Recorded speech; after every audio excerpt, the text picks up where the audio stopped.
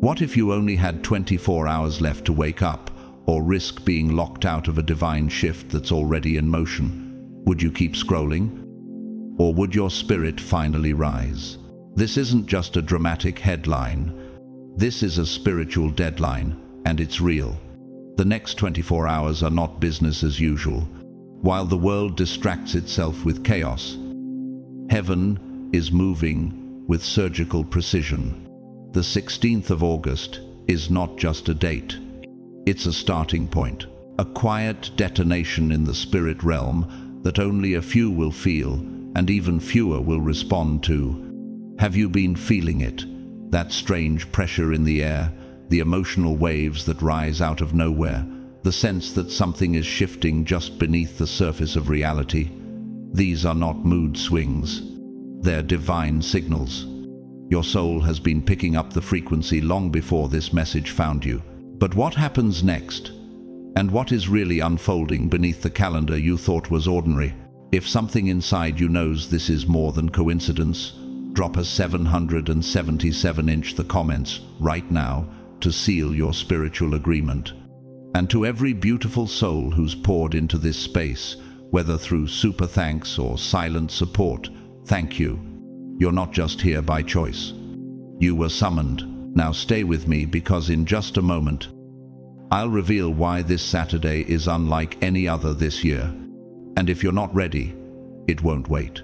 God's chosen ones, you have only 24 hours to wake up. The 16th of August is the starting point.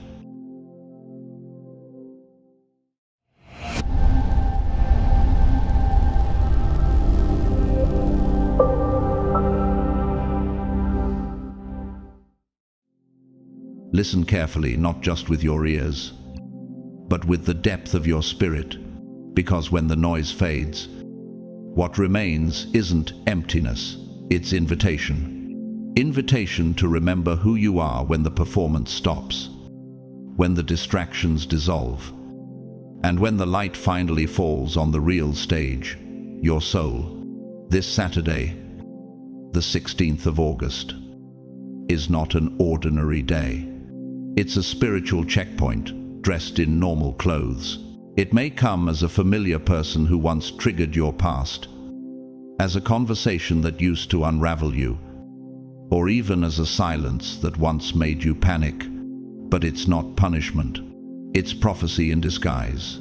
Heaven is asking a holy question through your environment. Have you become the healed version of yourself? Or are you still rehearsing who hurt you? Just like Jesus in the wilderness, who after fasting 40 days was approached not with comfort, but with confrontation. Matthew 4:1-11. You too may be approached by something dressed like temptation, but carrying the energy of promotion. Will you respond in reaction or in remembrance? Remember what God already healed. Remember who you've already outgrown. Because you will not be judged by how loud you are, but by how aligned you are. And here's what the test looks like. It doesn't announce itself with lightning. It whispers in subtleties. A person you forgave might suddenly message you. An old insecurity may crawl into your mind just before a big decision. A delayed opportunity may reappear, promising more than it ever delivered. But hear this, not everything sent back to you is meant to be revisited. Sometimes, God lets a temptation return not to trap you, but to reveal you. One of the greatest reminders of this is found in the story of Joseph, when his brothers, the same ones who sold him into slavery, stood before him years later in Egypt. He had every right to react, but instead, he remembered who he was in God, not who they once made him feel like. Genesis 50:20 says it best, "You intended to harm me, but God intended it for good to accomplish what is now being done, the saving of many lives." What would have happened if Joseph had acted out of his old wound instead of his new wisdom? And that brings us to something few ever admit. Sometimes your breakthrough doesn't look like an open door. It looks like a closed loop, asking, will you close it for good this time? Will you respond from alignment or fall back into emotional autopilot?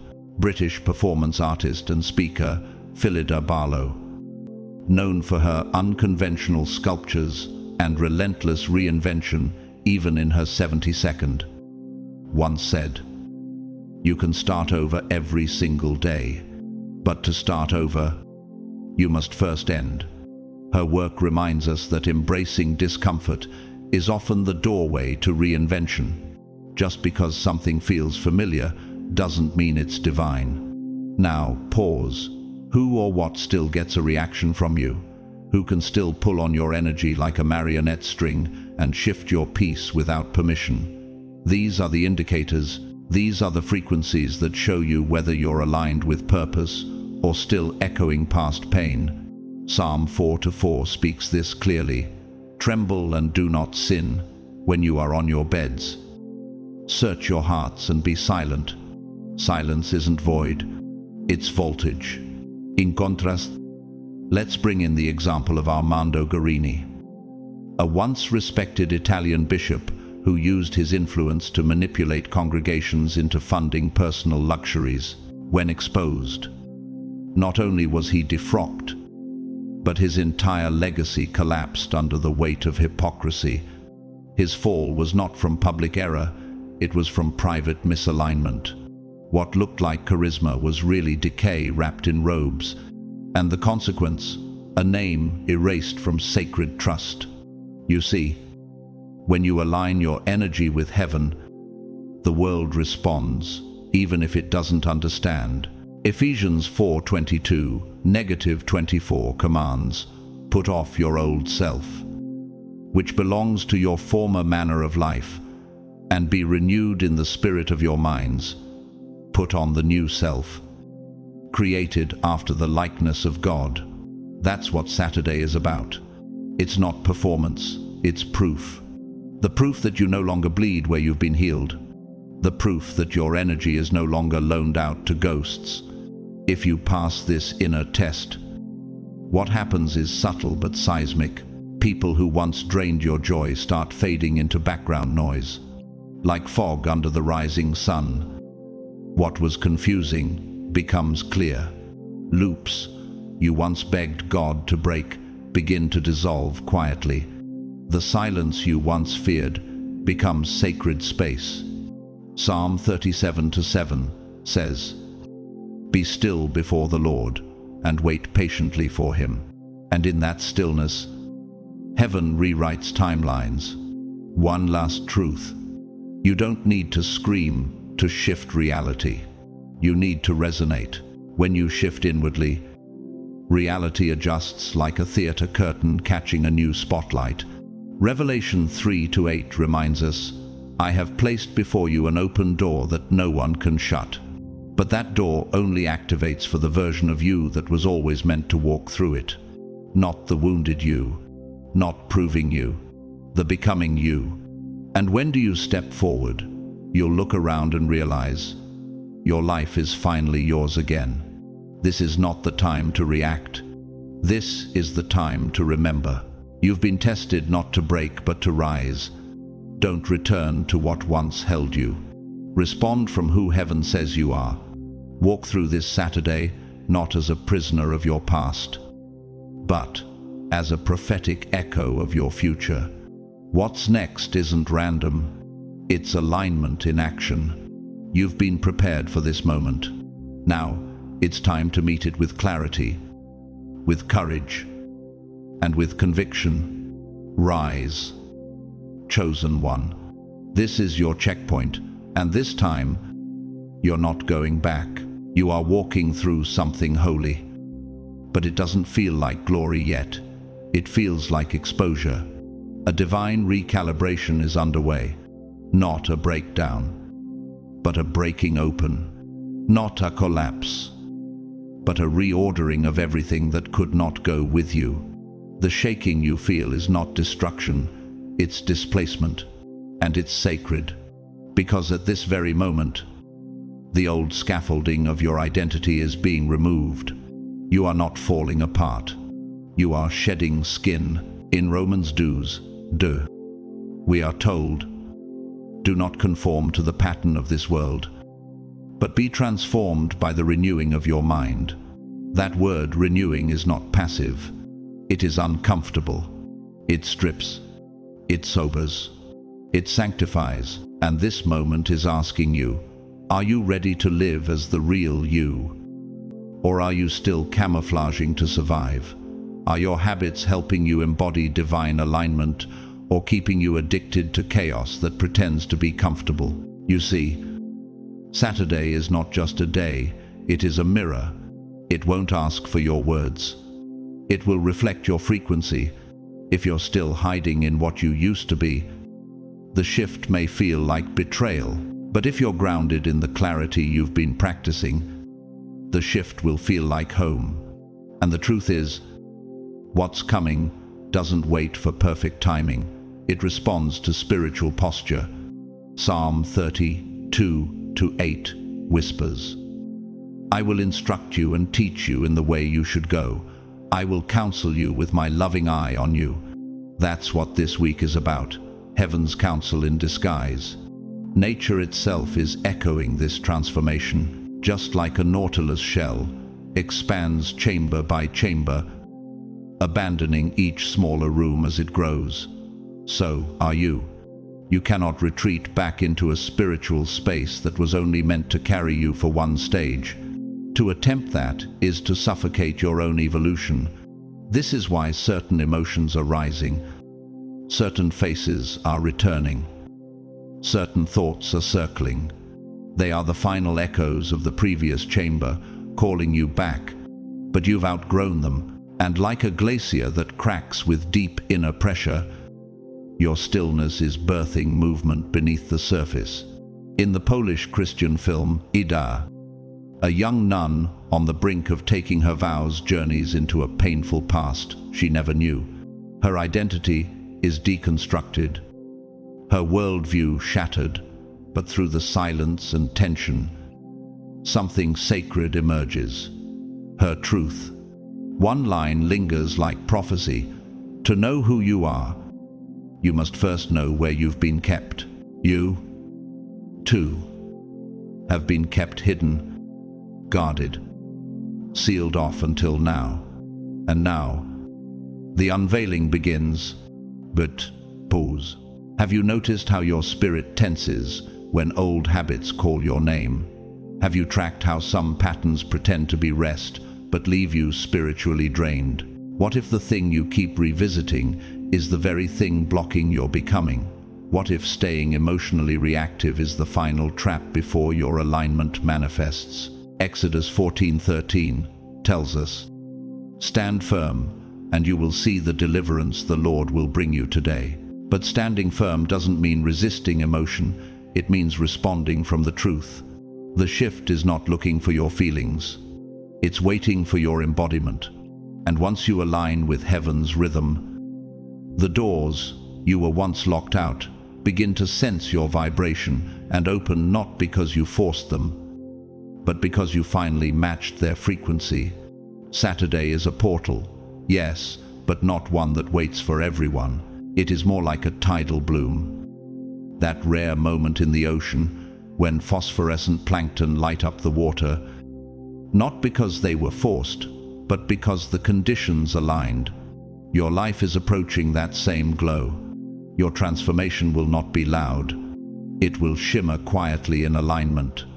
Isaiah 60:1 comments, arise, shine, for your light has come, and the glory of the Lord rises upon you. Then you've glimpsed the real you in flashes, in your silent prayers, in your bold decisions, in the way your body felt peace when you chose yourself. But now that version isn't just a glimpse, it's the destination. And to get there, you must move through this portal, not with panic, but with presence. So, here's what's next. I'm going to walk you into clarity. You're about to discover exactly which habits are disrupting your frequency, which emotional patterns are mimicking progress, and which subtle energetic traps are baiting your downfall between now and Saturday. Proverbs 4, 23 declares, Above all else, guard your heart. For everything you do flows from it. What enters your field right now matters. What you tolerate will echo. This is your preparation window. And even though what's coming may surprise you, it will not overwhelm you if you're aligned. You weren't called to this message by accident. Heaven is preparing your posture for a shift that does not wait. You are not rebuilding an old life. You are becoming something this world has never seen before. This is the moment your spirit catches up to your prophecy. Be still. Be ready. Be real. The portal is opening, and this time, you walk through it fully awake. You have not stumbled into this moment by accident. You have arrived at a divine inflection point. A portal architectured by heaven long before your awareness caught up. This isn't a window of possibility. It's a precision-engineered activation sequence. Every hour between now and Saturday is charged with quantum sensitivity. These hours are not passive. They are active observers. Coded with spiritual listening protocols, the environment around you is responding to more than your actions. It is responding to the vibrational blueprint of your becoming, like a particle in a quantum field that only behaves differently when it is observed. You are being watched by heaven, by destiny, by the future version of you waiting to be unlocked.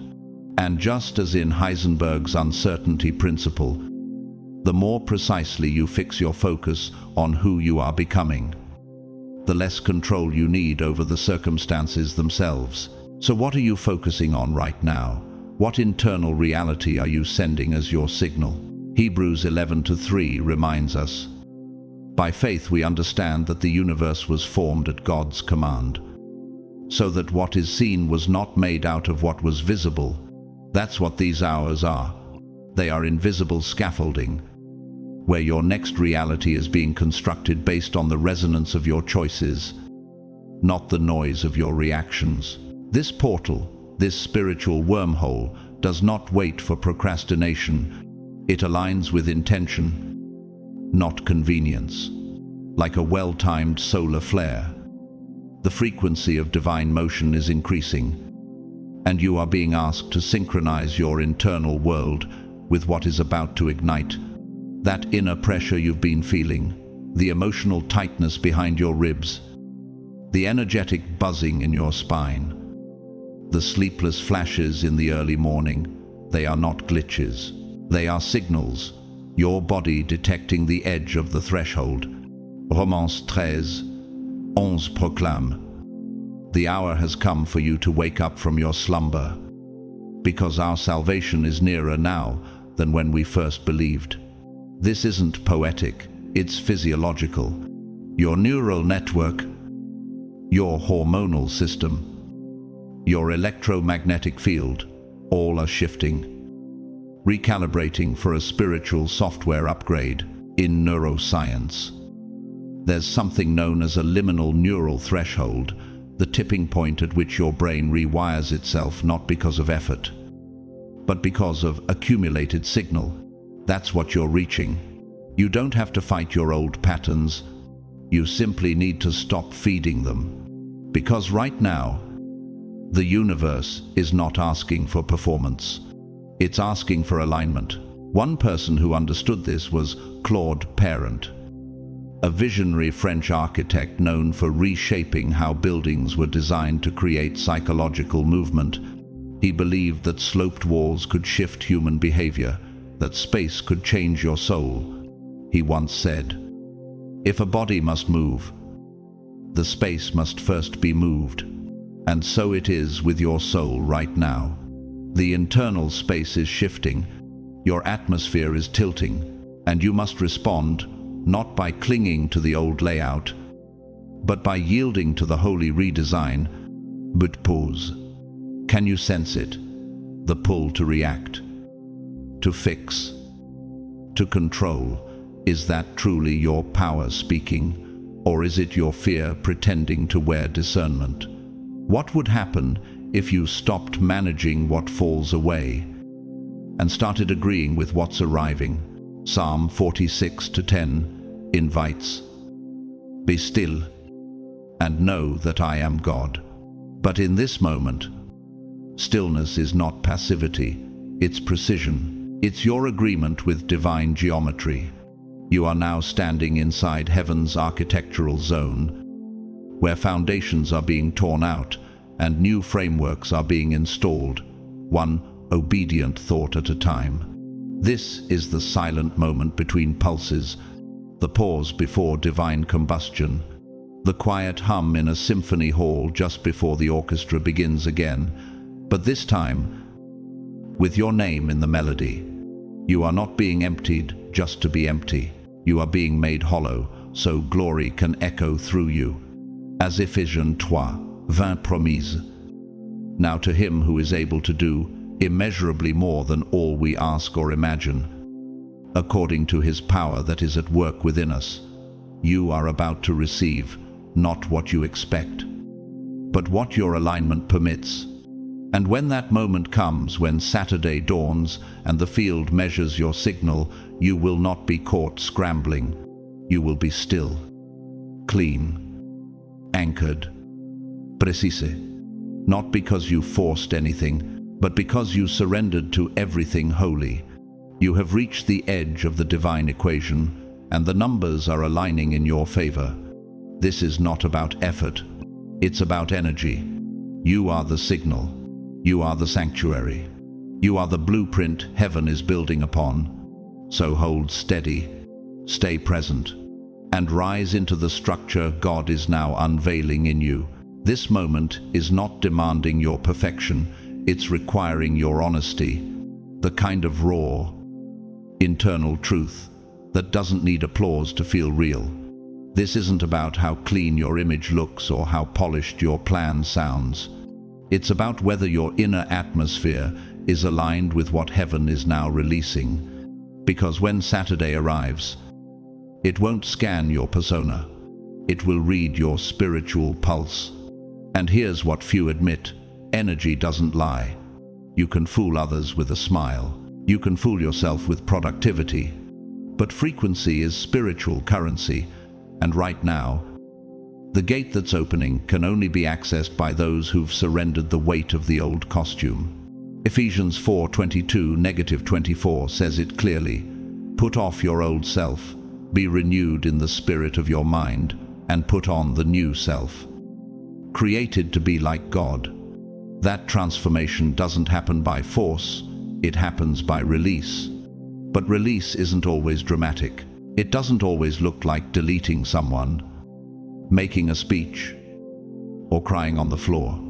Sometimes, it's the still power of not replying, the quiet revolution of letting go without explanation, the sacred discipline of watching an old identity rise up in your nervous system and not responding. These moments are sacred architecture.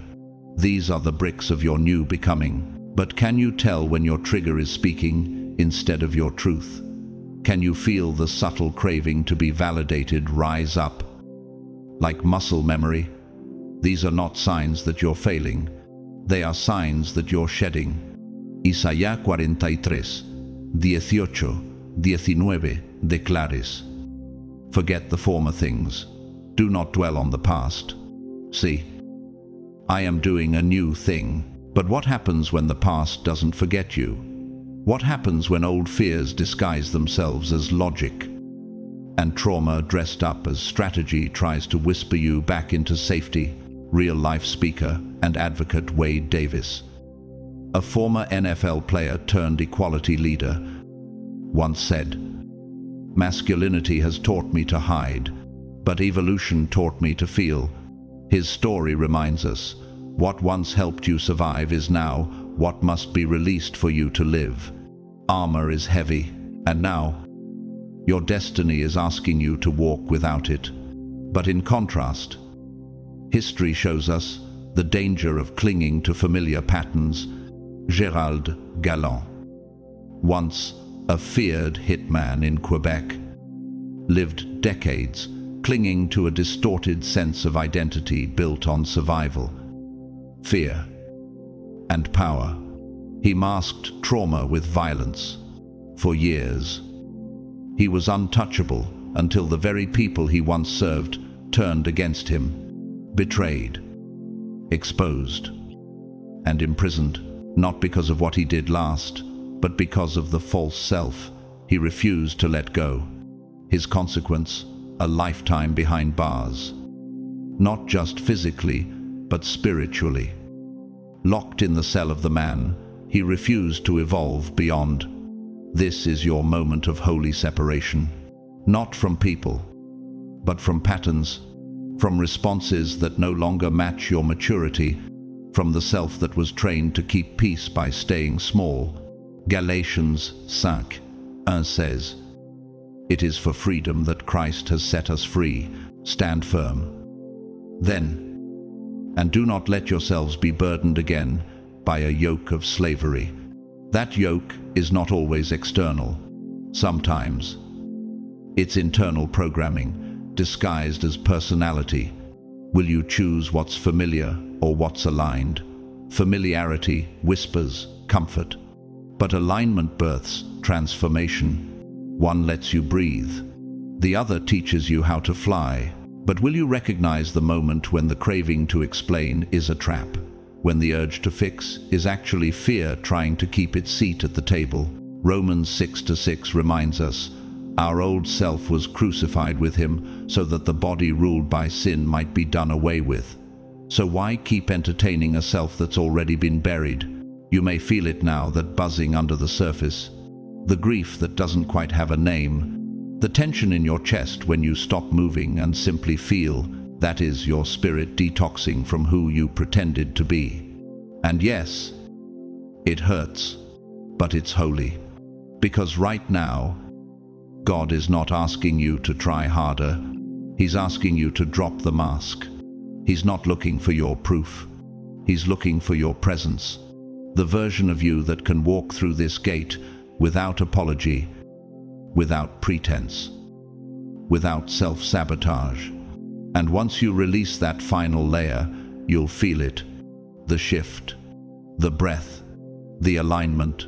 Let this be the moment you stop defending your old self and start declaring your real one. You weren't called to survive cycles. You were called to break them. You don't need permission to rise anymore. You've already been stamped by heaven. So take a breath, choose alignment, and walk through the gate as the one you were born to be. Right now, the divine doesn't need you to sprint. It needs you to stand still with the truth.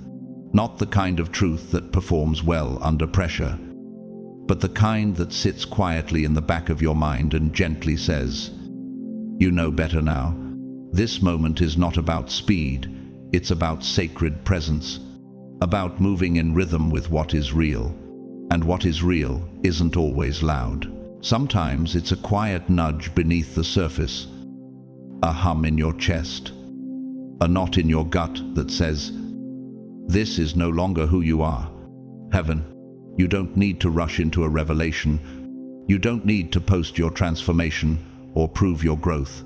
You only need to be with yourself fully, to observe the patterns rising like mist from the ground, to notice how they formed, what they fed on, and how they kept you in cycles too small for your spirit. Can you see them now? The ones you once called survival, the habits you used as armor, are they still protecting you, or are they quietly suffocating your expansion? Ecclesiastes 3:1 says, "There is a time for everything, and a season for every activity under the heavens." And right now, this is your season of sacred pause, of divine stillness, not because you're stuck, but because you're being prepared. Saturday isn't just a moment in time, it's a mirror in motion. It will reflect not your public persona, but your private residue. And what you've been carrying in silence will show up in clarity. The question is, will you recognize it as residue or identity? This kind of stillness is not stagnation, it's metamorphosis.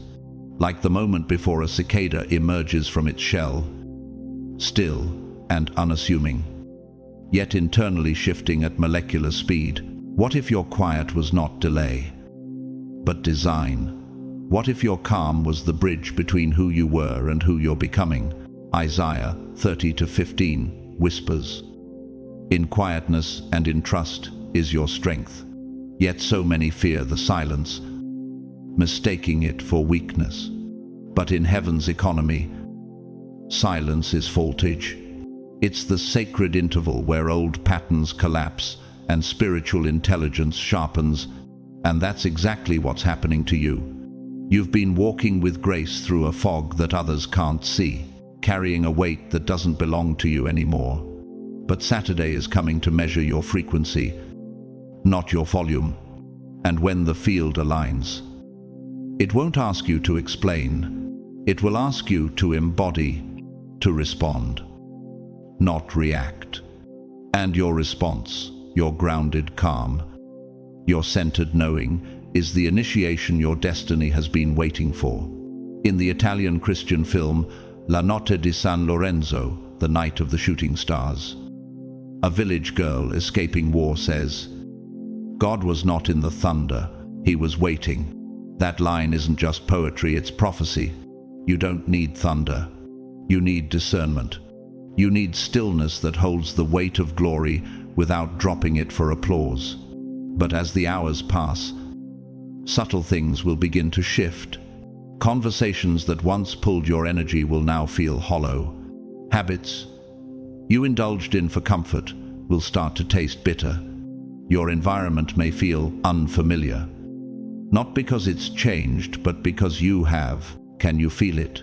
That inner dissonance when you try to pretend you're still fine doing what you've already outgrown. Hebrews 12:1 instructs us, "Let us throw off everything that hinders and the sin that so easily entangles."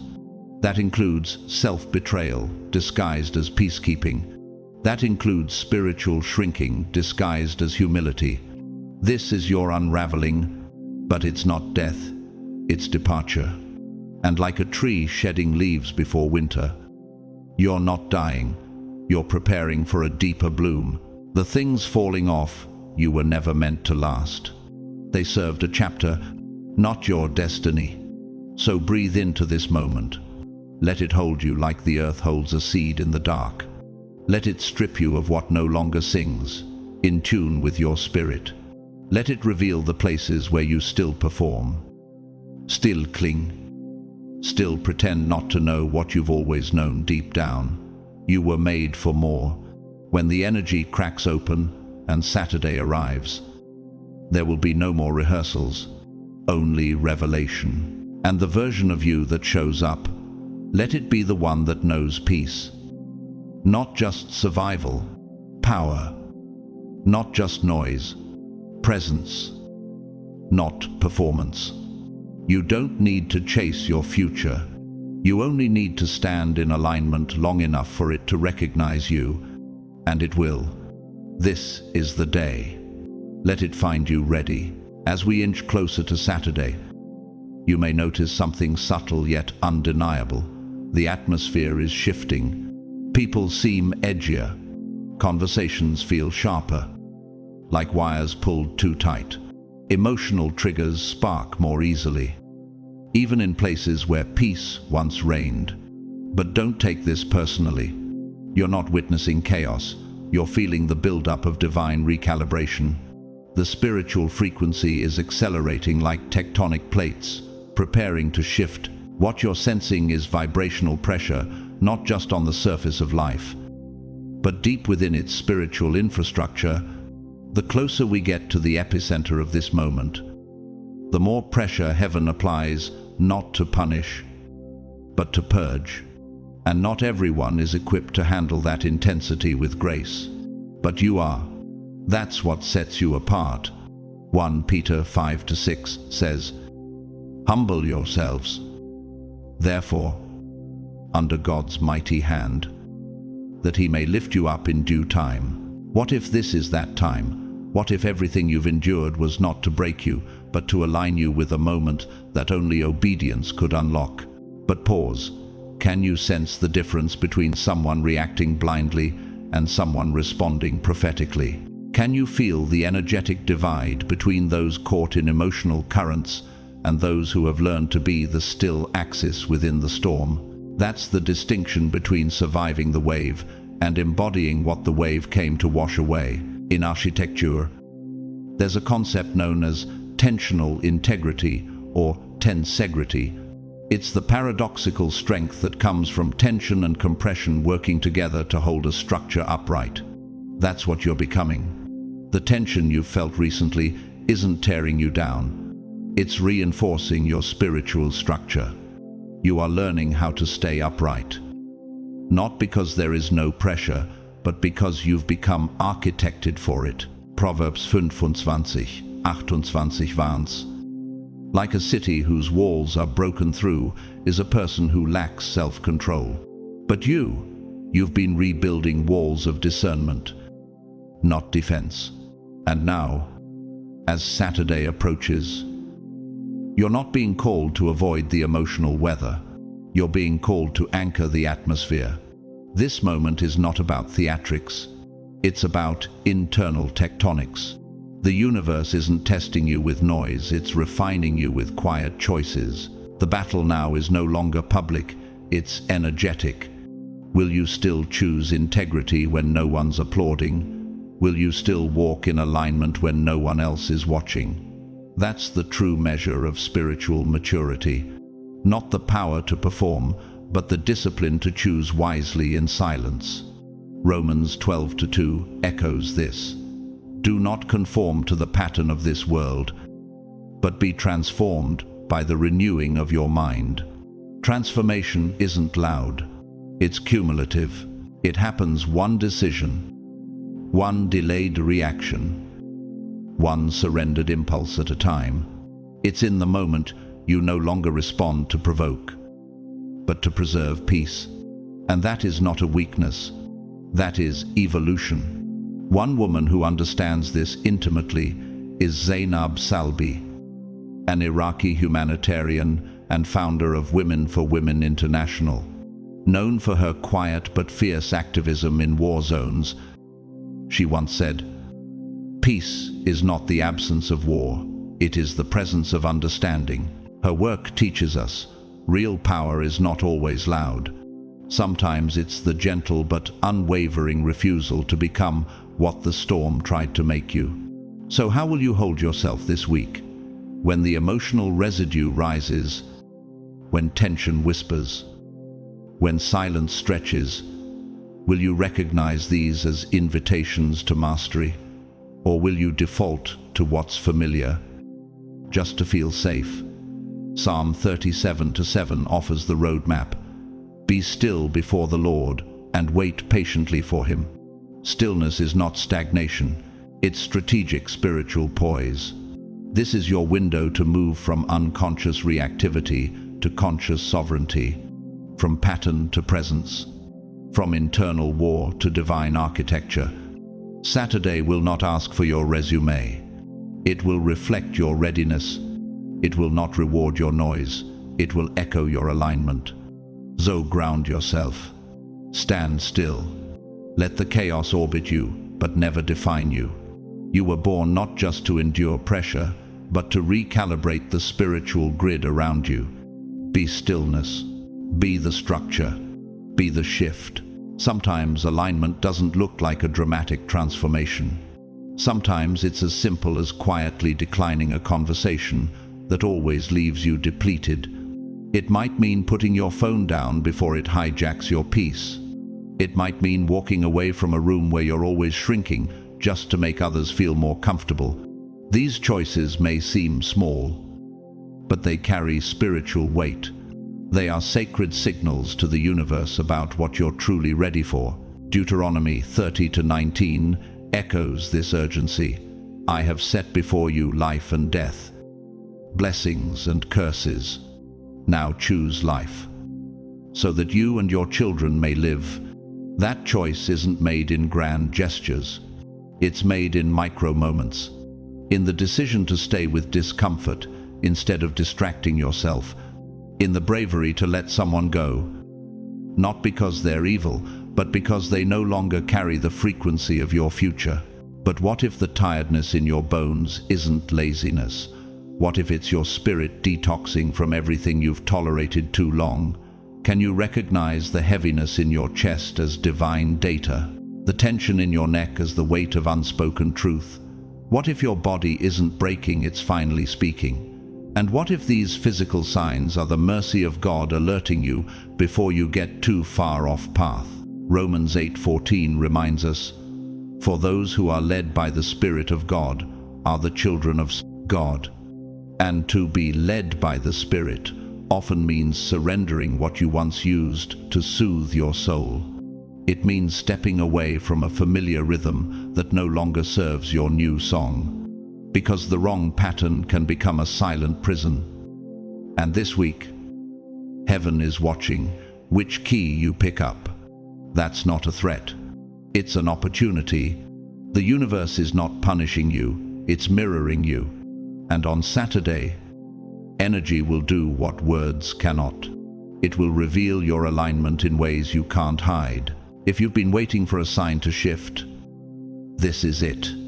Not the flash of lightning, not the voice in the clouds, but the quiet truth that no longer lets you pretend.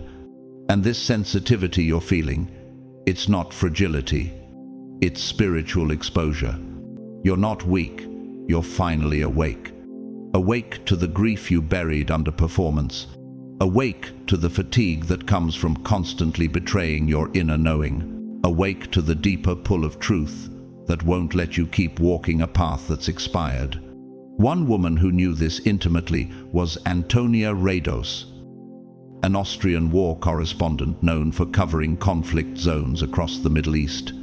She once shared in an interview, "Silence in war is not peace, it's pressure waiting to detonate." Her wisdom reminds us, your silence isn't weakness, it's a ticking awareness. A build-up of wisdom that can no longer be ignored. But while some listen to that inner signal, others drown it out until the damage is irreversible. Take the example of Patrick Balkany, a former French politician who rose to power with charm but fell with arrogance. He ignored every internal warning, silenced critics, and surrounded himself with flattery instead of truth.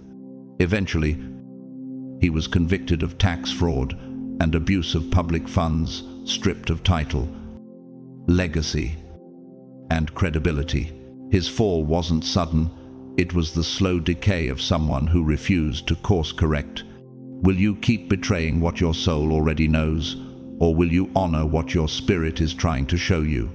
Proverbs 3:5-6 says, "Trust in the Lord with all your heart, and lean not on your own understanding. In all your ways submit to him, and he will make your paths straight." But submission starts with honesty. It begins with admitting the path you're on doesn't fit anymore. There is no need for perfection to walk into your next season. You don't need a flawless resume. You don't need every answer. You just need to be real. You just need to listen. You just need to stop pretending that you're okay, staying where your soul is dying. This is the hour where micro-decisions birth, massive shifts, where alignment happens one surrendered moment at a time. You don't have to prove anything to anyone, but you do have to be honest with yourself. If the road beneath your feet no longer feels right, it's not. And that awareness, it's your invitation. Choose it. Honor it. Walk away from what no longer carries your becoming. Let your next season find you already rising. That's all this week is truly asking of you. Honesty, stillness, and readiness. Not grandgestuures, not performance. Just the quiet courage to sit with truth long enough for the old illusions to fall off. Because the moment the vibration spikes, and you will feel it, there won't be time to untangle the past. There will only be clarity, immediate, non-negotiable, prophetic, that familiar fear, the one that's wrapped around you like an invisible cloak. whispering doubts when you try to rise. It can't come with you. That identity you've clung to, built out of necessity, but now weighing like armor, it won't pass through the door. That role you kept playing for others just to be accepted, it's dissolving, not because you failed, but because it was never the real you. Isaiah 43:19 reminds us, "See, I am doing a new thing, now it springs up, do you not perceive it?" And this week, perception is everything, because the atmosphere around you is shifting faster than your mind can analyze, and you won't reason your way into this new realm. You'll resonate into it. You're entering an energetic climate that is clearer, lighter, and spiritually faster. It's like the atmosphere at high altitude, beautiful, but stripped of the oxygen that sustained lower level functioning. And anything in your life, be it a relationship, thought pattern, behavior, or belief that cannot breathe in this higher dimension, will begin to fall away. Not because it's wrong, but because it's expired. Have you felt it yet? That strange weightlessness after releasing something heavy, the way silence sits, longer than usual, less awkward, more sacred? It's not emptiness, it's alignment. And as John 15:2 reminds us, He cuts off every branch that bears no fruit, while every branch that does bear fruit, He prunes so that it will be even more fruitful. Let the pruning happen. Let the plans dissolve. Let the conversations end mid-sentence. Let the expectations uncoil. And most importantly, let yourself grieve. Grieve the version of you who tried so hard, who held so many things together when no one else saw, who absorbed chaos and still smiled. That version deserves your love, but not your future. There's a version of you that's been waiting in silence, not demanding the stage, not proving a thing, just waiting for the noise to lower, for the old roles to quiet. And when you stop fighting, striving, explaining, that version will speak. And when Saturday comes, it won't come with thunder. It won't come with applause. It won't be introduced with cosmic fanfare. It will slip in like sunlight through a curtain, in a decision you weren't planning to make, in a moment where you catch yourself doing something new and realize you're no longer who you were even yesterday. 2 Corinthians 5:17 says, "Therefore, if anyone is in Christ, the new creation has come, the old has gone. The new is here." The shift is not just philosophical, it's cellular. It changes how you see, how you speak, how you sit with yourself. And this week, the earth reflects your soul. Have you noticed how snakes don't shed their skin in noise? They slither into still places, crack the old casing against something solid, and emerge slowly, silently. Your stillness is your shedding. As in the Czech spiritual drama, Trzeba zabić Sekala, Sekal has to die. A story about redemption buried beneath layers of silence and betrayal. There's a line that lingers like scripture. The moment you stop hiding from yourself, the war ends. And that is what this week is about, ending the inner war. So, what will you choose when the noise quiets and the mirror is held up? Will you mourn the noise, or will you recognize the sacred invitation in the silence? Will you try to drag the old into the light, or will you honor what the light is ready to reveal? Jeremiah 29:11 assures us, "For I know the plans I have for you, declares the Lord. Plans to prosper you and not to harm you. Plans to give you a hope and a future, but to receive the future. You must release the script that was only meant for rehearsal." This is the shift. Not coming, already happening. Not waiting for your perfection, waiting for your surrender. You don't need to hold it all together anymore. You only need to step aside, and let the real you emerge. Let what cannot survive fall away. Let silence become sacred. Let your soul breathe new air. And when Saturday arrives, walk through as someone reborn. You didn't just witness the shift, you became it. You didn't survive the frequency drop, you stabilized it. And when the field resets, and it will, don't expect fireworks, the change won't announce itself with noise. It will land like precision code written into the grid, silent, exact, transformative. Most of the world will miss it entirely. They'll feel the tremor in their bones, but not know how to interpret it. So, they'll keep moving in loops, repeating patterns, chasing timelines built on expired data. But you'll feel the silence differently. It won't feel empty. It will feel architectural, spacious, intelligent. You'll begin to sense what physicists call quantum collapse. The moment infinite possibility reduces into one activated reality, and in that collapse, something sacred will emerge. You, unburdened. Isaiah 26:3 speaks directly to this moment. You will keep in perfect peace those whose minds are steadfast, because they trust in you. This peace won't be loud. It will be layered, etched into the empty space where noise used to be. And suddenly, your thoughts will breathe. The air will feel cleaner. Even your emotions will move with more grace. Like waves that no longer drown you. But pause here. Can you sense how light your inner world is becoming? Can you tell the difference between mental silence and spiritual alignment? Are you beginning to trust the peace, or are you still bracing for pain because you've mistaken suffering for safety? The truth is, this time you didn't resist. You let go. And in doing so, you activated something ancient and holy. You made space, and space is the birthplace of all creation. Genesis 1-2 reminds us, the earth was formless and empty, and the Spirit of God was hovering over the waters.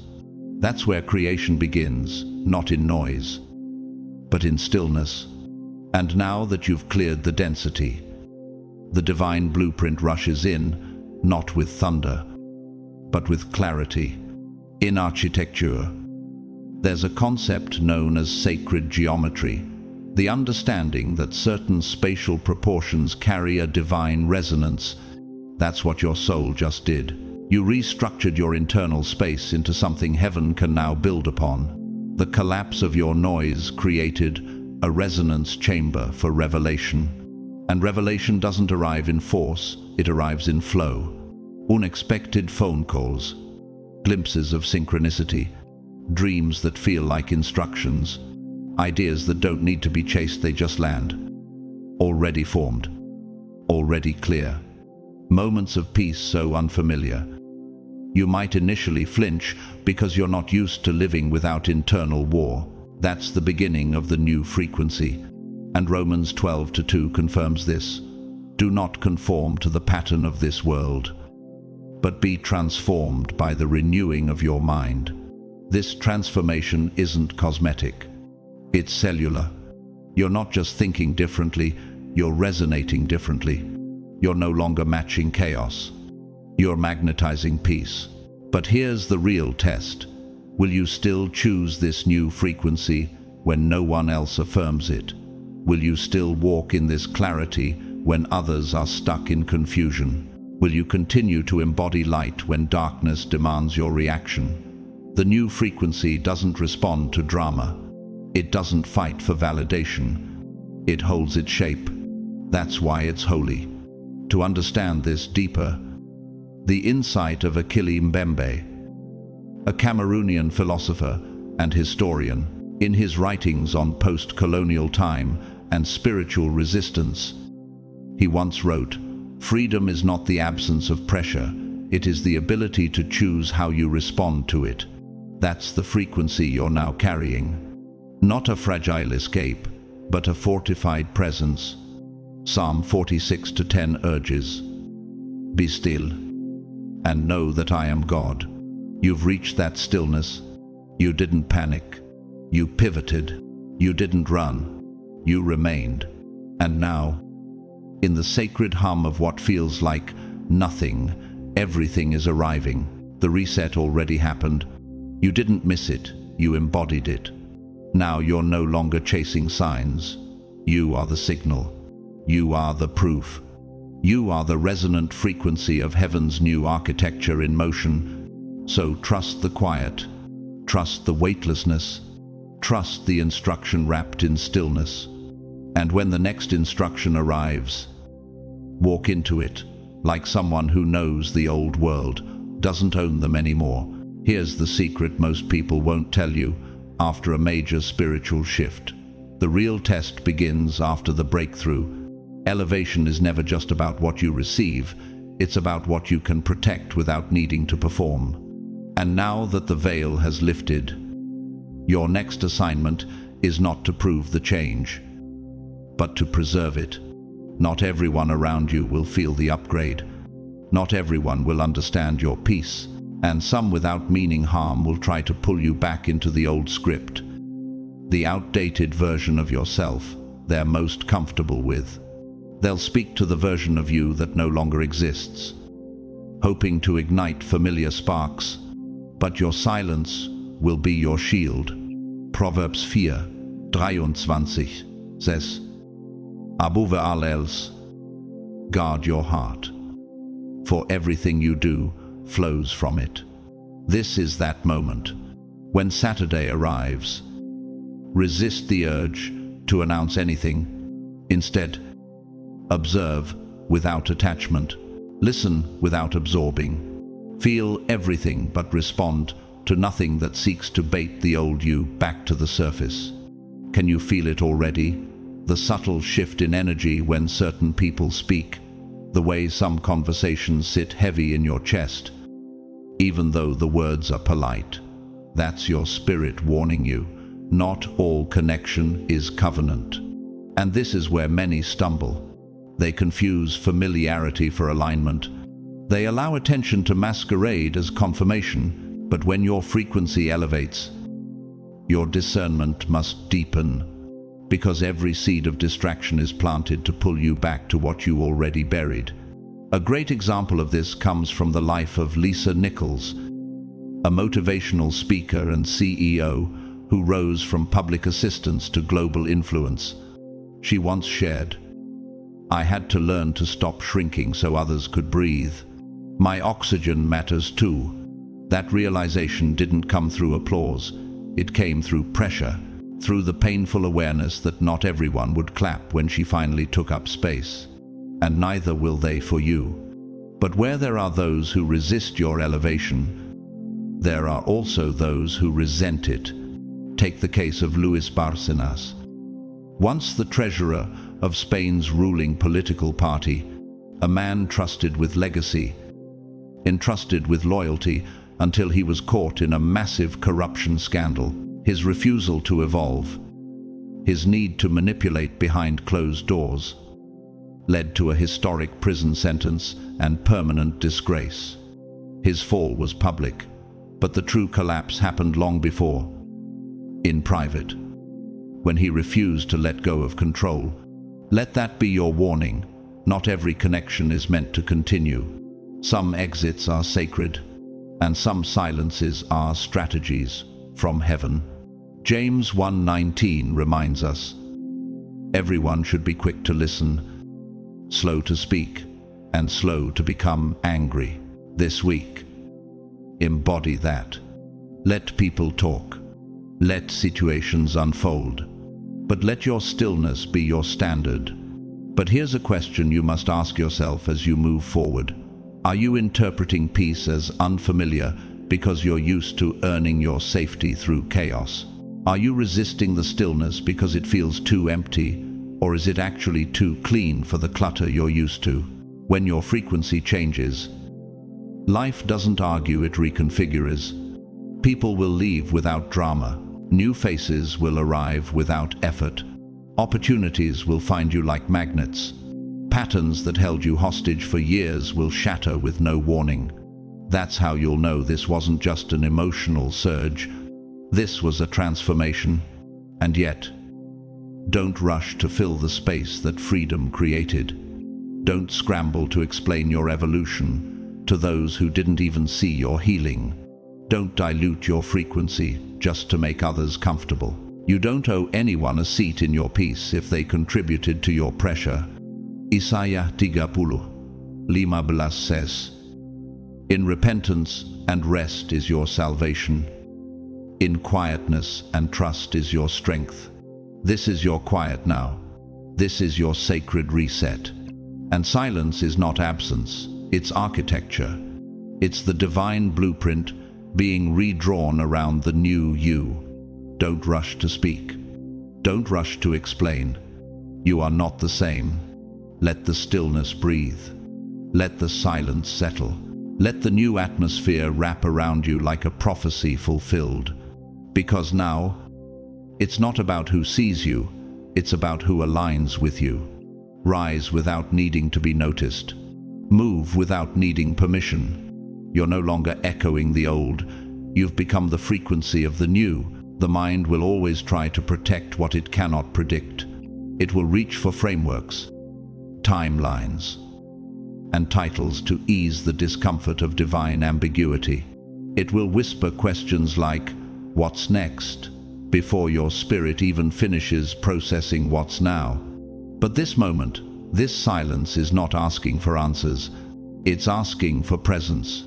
Stay longer in the emptiness. Let the dust settle. Let the divine mist thicken around you. There's no need to name what's unfolding. The unnamed often carries the most power. You are not lost in the void. You are being reintroduced to who you've become within it. You are not merely a seeker anymore. You are a transmitter, a receiver, a living conduit of revelation, one who doesn't chase clarity, but carries it. Ephesians 3:20 speaks to this becoming. Now to him who is able to do immeasurably more than all we ask or imagine, according to his power that is at work within us. This power is not abstract. It's incarnational. It pulses through your surrender, not your striving. And when you stop striving, the strangest thing happens. What you used to force begins to find you. Conversations align without effort. Resources arrive without panic. Time bends, not because you chased destiny, but because you matched its frequency. This isn't a theory, it's a vibration, a posture, a gravitational shift. But have you noticed how the silence feels different lately? Not empty alive. Not still alert. Is it possible that what you used to call delay is actually divine preparation? Is it possible that heaven has been clearing the room so your real assignment could finally walk in? Psalm 27:14 whispers back. Wait for the Lord, be strong, and take heart, and wait for the Lord. Waiting, in this context, is not weakness, it's worship. It's the reverent pause before you pass through the gate. Because the portal won't wait. The energy won't ask twice. This moment you're standing in is not a beach wave to ride indefinitely. It's a divine hinge in your story. One that opens in stillness and closes in resistance. One that requires your yes, not your perfection. Think of the sundew plant, a silent predator of the plant world. It looks harmless, even delicate, but responds instantly when touched. It doesn't chase what's meant for it. It doesn't shout. It simply prepares, stays still, and responds when the moment arrives. That is what this week asks of you. Not noise, not explanation, but readiness. And in the French Christian musical Sur le chemin de la vie, on the path of life, a humble shepherd sings before crossing a périlleuse mountain pass. La lumière ne me suit pas, elle m'attend. Translation: the light doesn't follow me, it waits for me. That is your confirmation. The door is waiting, but it will not remain open forever. What happens next won't be about dramatic change. but about internal readiness. The universe doesn't respond to what you say you want, it responds to who you are when the shift comes. Romans 12:2 reminds us, "Do not conform to the pattern of this world, but be transformed by the renewing of your mind." And this renewal, it's already happening, not in your calendar, but in your consciousness. Not when Saturday arrives, but when your energy says yes. You don't need to be fearless. You only need to be honest. Let your integrity whisper through your actions. Let your yes sound louder through behavior than performance. Let your silence become sanctuary, not because you're hiding, but because the old noise no longer fits the clarity within you. Philippians 4:7 affirms it best. "And the peace of God, which transcends all understanding, will guard your hearts and your minds in Christ Jesus." This peace isn't passive, it's protective. It builds walls around your clarity so the outside noise cannot breach it. So what will your next move echo? Will it honor the revelation you've received in silence? Will your boundaries reflect your spiritual promotion? Will your posture mirror your readiness? You're not waiting for the shift anymore. You are walking as it. You're not the echo of your old story. You are the frequency of your new one. Let the silence be sacred. Let your actions be aligned. Let your yes be unmistakable. And when the gate opens, walk through it as the one you were always meant to be. Above all, let this shift be felt, not explained. Let it root itself in the marrow of your moments, not in your performance. This next dimension of your becoming isn't asking for a speech. It's asking for presence. You don't need to justify what's changing inside you. You only need to embody it.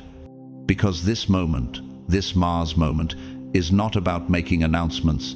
It's about aligning architectures. You are no longer building from fear. You are building from resonance.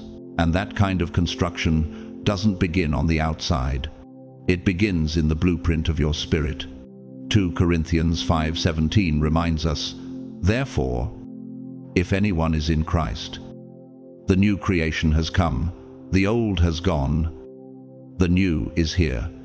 This isn't metaphorical, it's structural. The framework has shifted. The scaffolding of your old reactions, old insecurities, and old rhythms has been removed. And now, God is rebuilding you from revelation. Mars, the planet of motion, heat, and drive, has moved into Libra. On the surface, that sounds astrological, but spiritually, this is a tectonic redirection. Libra doesn't dull Mars. Libra focuses on it.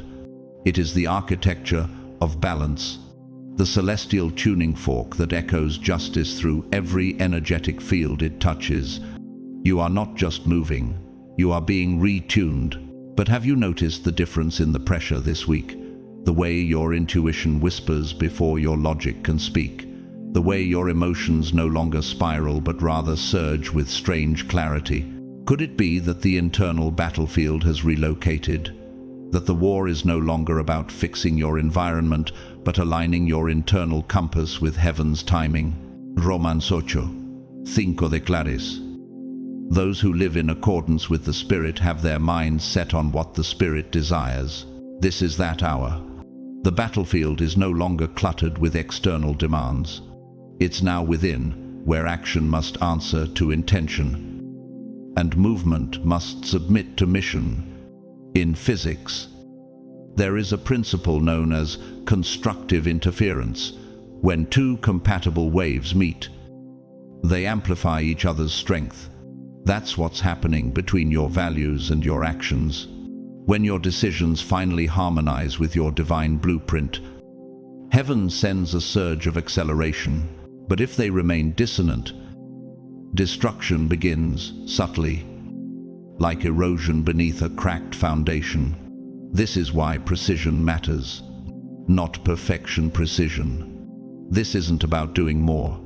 It's about doing what matches, and that awareness of what matches, what echoes, What amplifies is your new power.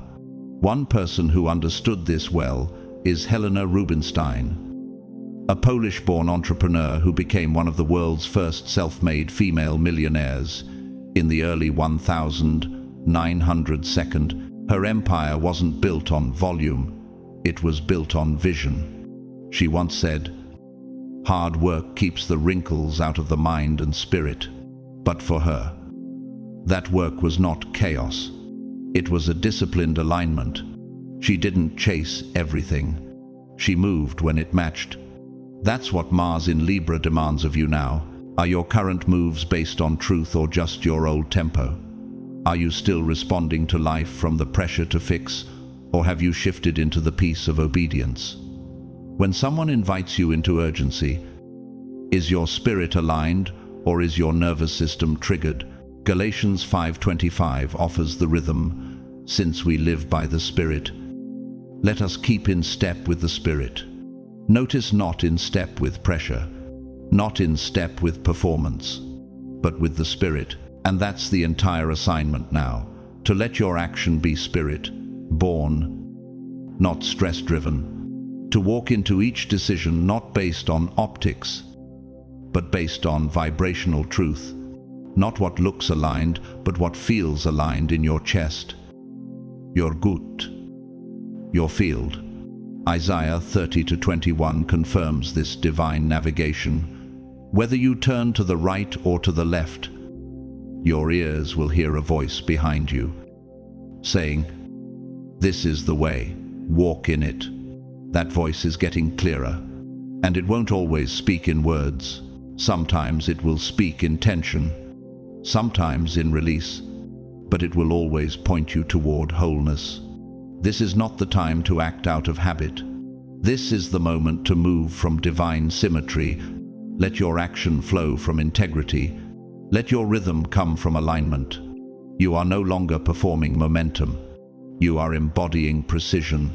Now move like the frequency already shifted, and heaven is watching your form. This is not dramatic warfare. This is a sacred strategy. This is not a war waged in the open. This is spiritual diplomacy. The kind where heaven doesn't yell to assert its will. It whispers to see who's really listening. Mars in Libra doesn't stomp. It calibrates. It doesn't launch chaos. It positions with poise. And that's the energy you're being summoned into, not reaction, but reverent rhythm, not noise, but precision, not defense, but the divine discernment. Proverbs 16:32 reveals the divine heart of this posture. Better a patient person than a warrior, one with self-control than one who takes a city. That's the kind of mastery you're being refined into. A spiritual commander who doesn't react to every sound, but moves only when heaven stirs their spirit. And now, the atmosphere is shifting. Can you sense it? The pressure is real. Yes, but not all pressure is your enemy. What if this pressure is not to crush you, but to clarify you? What if the emotional waves rising right now are not signs of weakness, but signals, guiding you into higher internal authority? As Mars enters Libra, you're not just being asked to act, you're being called to filter your fire through alignment, to move with intention, not impulse, to speak with clarity, not control, to decide with your spirit, not your trauma. Ephesians 6:12 reminds us, "For our struggle is not against flesh and blood, but against the spiritual forces of evil in the heavenly realms." And in this kind of battle, restraint becomes a weapon, stillness becomes a signal. You no longer need to prove your power, you need to preserve your peace. One woman who embodies this kind of controlled fire is Agnes Gund, a New York-based philanthropist and art collector. She once sold a prized Roy Lichtenstein painting to fund criminal justice reform. When asked why she made such a bold move, she replied, "You act when your values speak louder than your comfort." Her decision wasn't loud, but it was catalytic. She didn't swing wildly. She made one quiet, deliberate move and changed thousands of lives. But not everyone responds to power with responsibility. Carlos Ghosn, once hailed as the savior of Nissan and Renault, is a stark contrast. He climbed to global acclaim by blending ambition with authority, but eventually, his unchecked control led to legal scandal and an international manhunt. He fled Japan in disgrace. Then inside a cargo box. His downfall, refusing to bow his fire to accountability.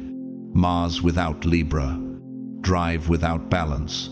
Can you feel the difference between force and flow, between reaction and revelation? What would shift in your life if you stopped treating urgency as truth and started using stillness as strategy? James 1:19 says, "Everyone should be quick to listen, slow to speak, and slow to become angry." And now, the battlefield has changed. You're no longer being trained to fight. You're being commissioned to filter, to refine, to pause, not in fear, but in reverence. This pause is not a delay. It is a throne, and only those who can sit in it without flinching will be entrusted with the next move. Psalm 37:7 commands, "Be still before the Lord and wait patiently for him." Stillness is not passivity. It is posture. It is the exhale before the execution. And when Saturday arrives, when the cosmic current peaks and a new message or opportunity appears, you will not be pulled by your past. You will not flinch. You will feel the decision approach like a tide, but you will remain grounded because your fire has bowed to clarity. Romans 8:14 confirms it. For those who are led by the Spirit of God are the children of God. That's you now, not a reactor, but a responder, not a servant of pressure, but a steward of presence. This isn't about becoming louder. This is about becoming undeniable. You are no longer available for chaos. You are no longer swayed by emotional bait. You are the stillness in the storm, the balance in the battle, the frequency that refuses to fracture. Now move, not because the world demands it, but because heaven whispered it. There is a holy hush in the atmosphere, one so subtle that if you blink too quickly or distract your soul too long, you might miss it. But it's here, and so are you, standing just hours before a divine threshold opens beneath your very feet. This isn't just another weekend or a sentimental turning of the page. This is the moment where your inner world begins to sound like heaven's voice print. You've been feeling it, haven't you? The sudden emotional currents, the vivid dreams that linger in your spirit long after you've opened your eyes, the strange waves of peace, followed by a flicker of panic, and then silence again. What if I told you none of that has been random? What if the tension in your chest wasn't anxiety, but the stretching of your spiritual skin, expanding to hold the next version of you? Romans 8:18 reminds us, the sufferings of this present time are not worth comparing with the glory that is to be revealed in us. You're not falling apart. You're being refitted for glory. You're not being punished. You're being prepped for precision alignment. Like a falcon adjusting its wings against the wind currents of a rising storm, your inner being is synchronizing with heaven's forecast. Is it possible that what you've called confusion is actually calibration, that your disorientation is divine realignment, meant to shake off the static of old programming, like mushrooms breaking through underground networks before ever surfacing into light? You're awakening to the network of revelation, long hidden under your routine. You are becoming aware of the unseen, and here's where it gets sacred by the time Saturday fully unfolds. A layer of your consciousness will quietly unlock, not like a trumpet blast, but like a memory that was always there, waiting in the stillness for your awareness to catch up. Isaiah 30:15 whispers, "In returning and rest you shall be saved. In quietness and in trust shall be your strength." This isn't something you learn. This is something you remember. The peace of walking in your own God-given frequency, the boldness of choosing stillness, even when the world demands reaction, the liberation of feeling safe, not in the world, but inside your own body, under the shelter of the Almighty. When was the last time you trusted a silence that didn't come with answers? Can you sit in the pause without running from it? The world teaches you to panic in the stillness, to chase noise like it's oxygen. But heaven has a different rhythm. Psalm 46:10 declares it simply, "Be still and know that I am God." Knowing doesn't come from striving. It comes from standing, from breathing, from yielding. And while the outer world may continue to swirl with digital distractions, rapid changes, and echo chambers of fear, something in you is quietly rebelling. Something in you is saying, "No more." You're shedding like the African baobab tree, which drops its leaves to survive drought, conserving water in silence to protect its sacred reservoir. You're no longer trying to bloom for the wrong season. You're learning to rest on purpose. This is the real shift, not in your paycheck, not in your followers, not in your circumstances, but in your perception. Luke 11:34 says, "Your eye is the lamp of your body. When your eyes are healthy, your whole body also is full of light." Once your lens is cleared, everything you see and how you interpret what you see begins to change. And when your inner lens shifts, reality bends with it. Doesn't it stir something in you to realize your greatest breakthrough might not look like fireworks, but like fall lifting it down, soft, still, irreversible, like the sound of morning dew evaporating off the petals of a flower that bloomed overnight in secret, like the hush in a courtroom just before the final verdict is read.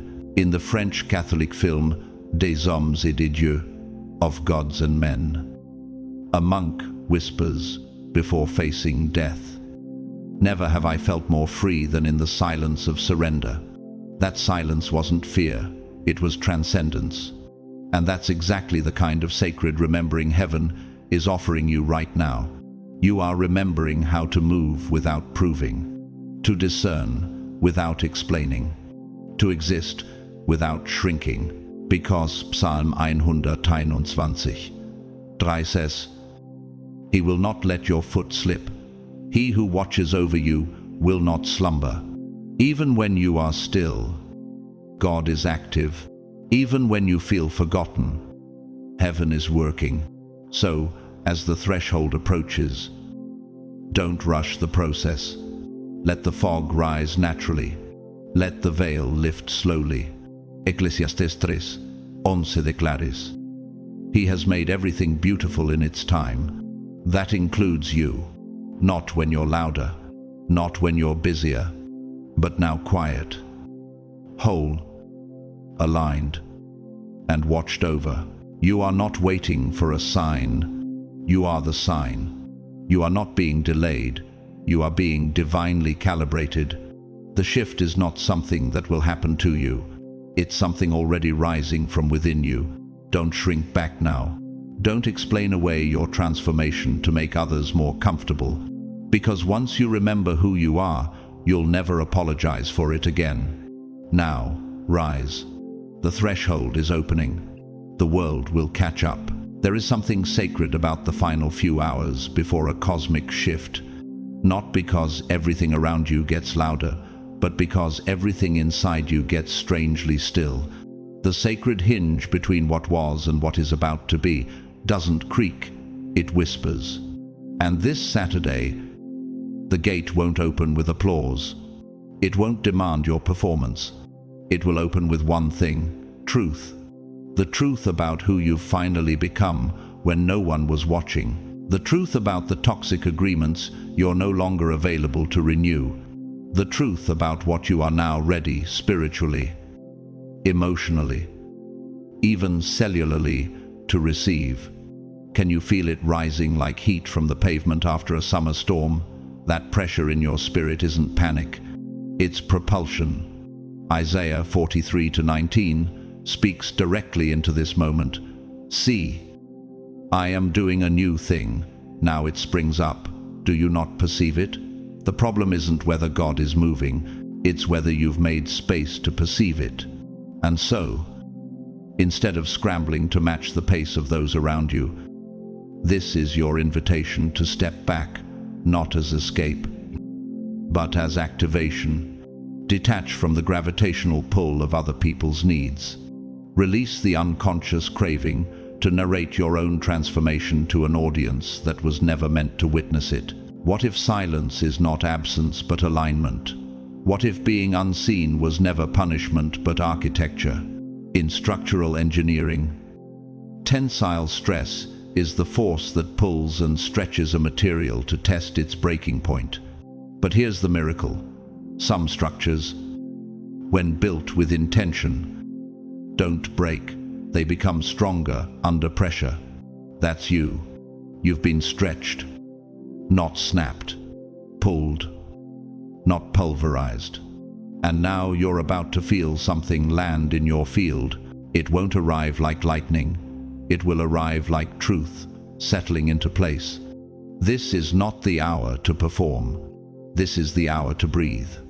To observe the frequency entering your atmosphere and ask, what is this new energy inviting me to embody? And more importantly, what must I stop carrying in order to feel it fully? Light a candle.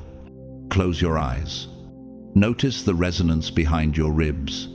Psychologists call this somatic awareness, when your body reveals what your words won't. Sit in that stillness long enough, and you'll begin to notice the silent layers of release happening deep in your system, like tectonic plates shifting just below the Earth's surface. The reformation has already begun, even if no one else sees it yet.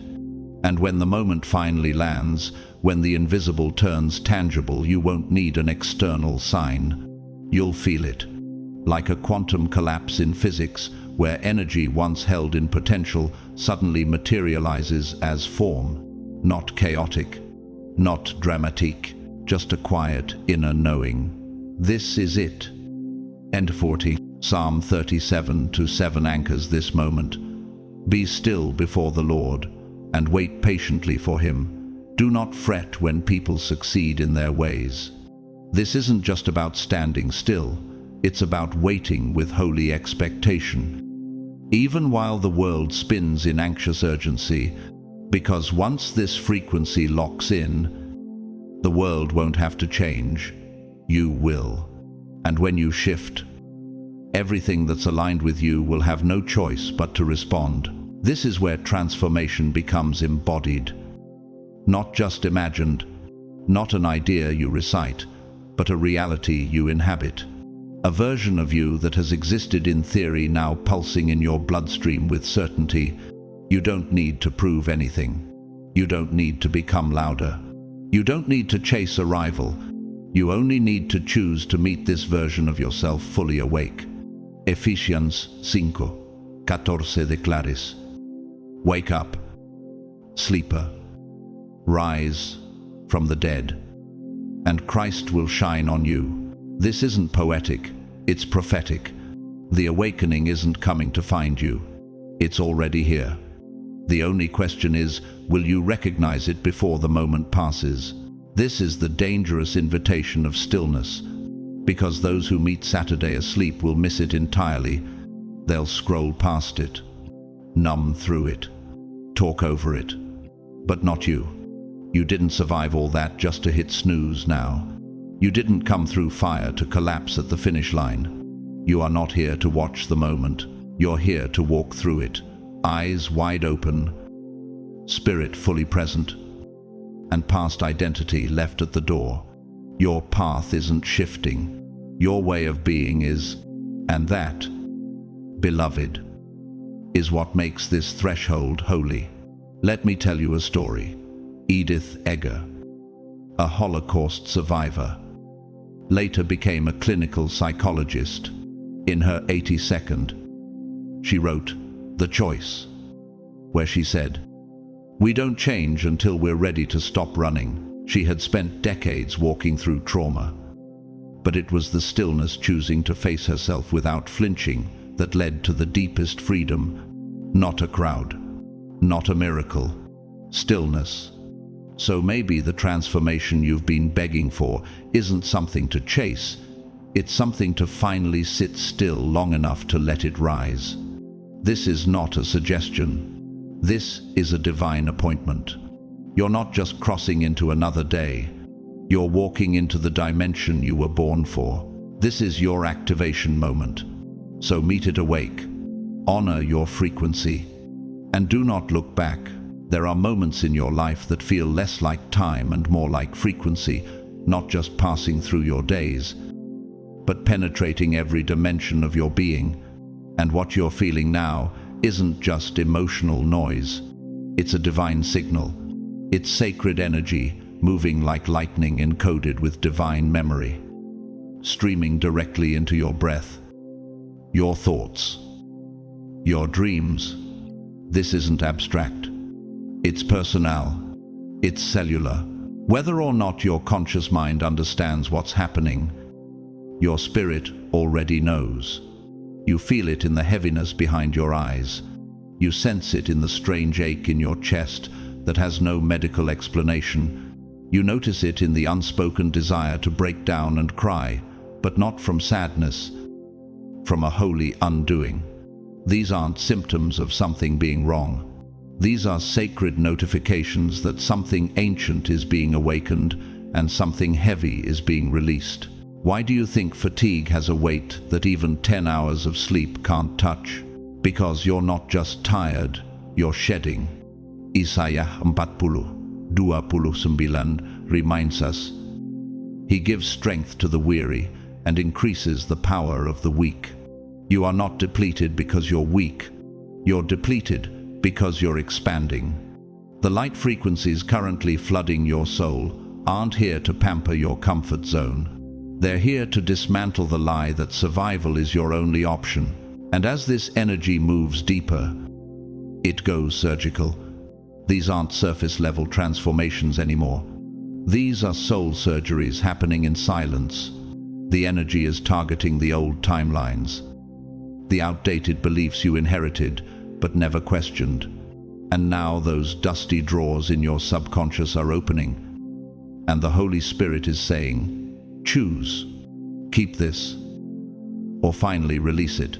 But what if anxiety isn't a warning sign? What if it's a recalibration process? What if the very pressure that's pushing you is also positioning you? Your body is speaking in new dialects. The sudden buzzing in your ears, the twitch behind your eyes, the inexplicable nausea. After conversations with certain people, these aren't glitches. They're divine diagnostics. Your nervous system is adjusting to a new resonance of truth. You're not just sensing the shift, you are the shift. And here's what nobody warned you about. As your frequency rises, the purge begins, not just physically, but emotionally, socially, and relationally. Your thoughts begin to detox. Your friendships begin to unravel. Your inner compass begins to shift directions with a strange, divine clarity. That urge you've had to clean your closet, to delete that thread, to cancel a call last minute, it's not random. It's a spiritual boundary setting in real time. You're not disconnecting, you're returning to your divine center. You're not antisocial. You're becoming sacredly selective about your atmosphere. Let's be clear, what's happening is sacred. It's not a failure. It's a spiritual excavation. Luke 8:17 declares, For nothing is hidden that will not be made manifest, nor is anything secret that will not be known and come to light. You're experiencing that prophecy in your own soul. Everything that's buried, whether pain, purpose, or power, is rising to the surface. But this time, not to haunt you, to free you. And in this holy moment of elevation, I need you to hear this. You're not falling apart. You're falling open. Now let me show you both ends of the spiritual spectrum. Because while some rise, others refuse to evolve and collapse under the weight of their own deception. Take Bernie Madoff, for example, once praised as a financial genius, he manipulated thousands with an illusion of abundance, hiding his fraud under polished charm and calculated silence. But eventually, truth caught up. The very system he built to look powerful became the trap that caged him. He died imprisoned, disgraced, and completely isolated, reminding us that manipulation may gain control, but it never inherits legacy. In contrast, Ai Weiwei, the Chinese artist and activist who was imprisoned, silenced, and exiled for exposing injustice, but never stopped creating. Even when the world tried to erase him, his art grew louder. In exile, he once said, "Your own acts tell the world who you are and what kind of society you think it should be." His resistance wasn't loud, it was persistent, and that persistence became prophetic. Which version of yourself are you feeding, the one breaking through or the one clinging to control? Even now, memories are surfacing, faces from your past, unresolved emotions you thought you buried, names you haven't whispered in years. They're not accidents, they're energetic echoes, asking, will you release this for good or drag it into your future? Because you can't build your new timeline on an unhealed foundation. This is why you feel so raw, so porous, so alert. This is why you're crying for no reason, or waking up at 3 a.m. with tears in your throat.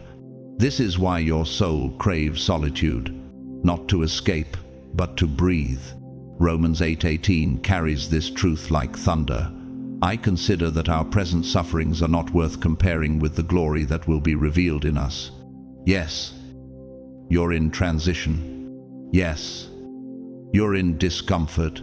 But don't mistake this holy disorientation for danger. It's a spiritual dilation. You are being prepared to birth something glorious. This is not dysfunction.